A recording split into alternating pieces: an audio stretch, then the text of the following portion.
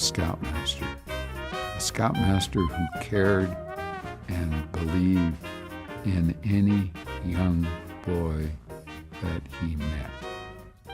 And he welcomed them, our troop, 192, Troop 192, Alma Yankee. Alma Yankee welcomed kids from as far as possible. We had a huge troop, a huge one. I don't know even what percentage was LDS. At that point in time, it didn't make any difference. I think there was a requirement that they attend church in order to be a scout. But Alma Yankee, he cared and believed in me. Alma Yankee was what they called the maintenance engineer of a medical arts building, a big building right across from the church office building. He had 2 weeks of vacation, and he had 2 girls. 1 week he would dedicate to taking our troop on an adventure, and the other week to his family. This is during the war. I'm 12 years old. It's during the 40s, and the second year, meaning I'm 13, he arranged for us to go to Yellowstone National Park. A challenge, gas, transportation, week, bunch of, I don't know how big we are, and I don't even know how much help he had. I just know that we went to Yellowstone National Park. And we were staying in an area, West Thumb, I think, but in any case,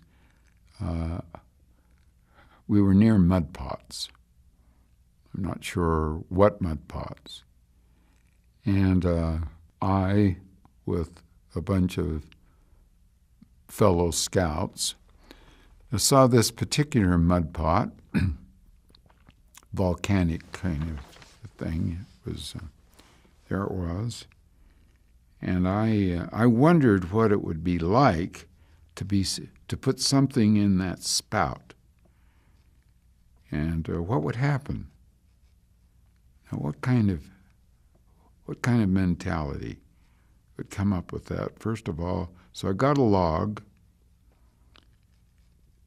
and walked out on the crust of that mud pot, which why I didn't fall into the mud pot, I'll never know. But I got that log, and I lifted it in the air, and I put it into that volcanic mud pot that had probably been forming for, who knows, 1 million years. It blew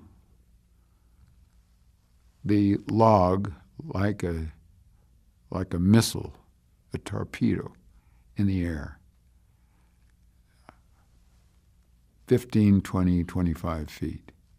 And of course blew the volcano apart. Today, that would have meant federal penitentiary for my entire life. What it meant then was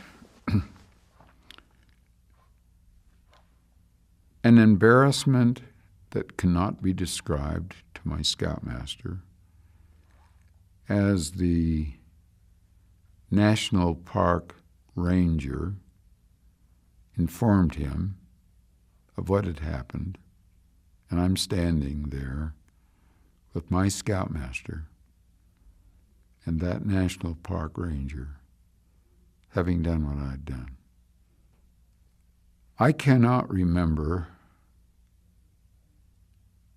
what was said, but whatever was said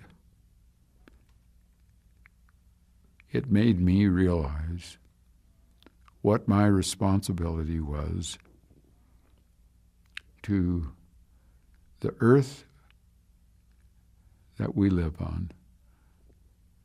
And I never wanted to be anything other than appreciative of every flower and every piece of grass. I was so ashamed. My scoutmaster, he was disappointed, but he cared about Alan Brown. And I dedicated myself to express appreciation for where we live and everything about living things, including people. I somehow felt as though that we're all much like that volcano. We can either respect it and care for it, or we can not care and destroy it. That's what Mrs. Myers did to me. She had the chance to either respect me as a little kid who got in a fight with her boy, or she could blow me up like that volcano.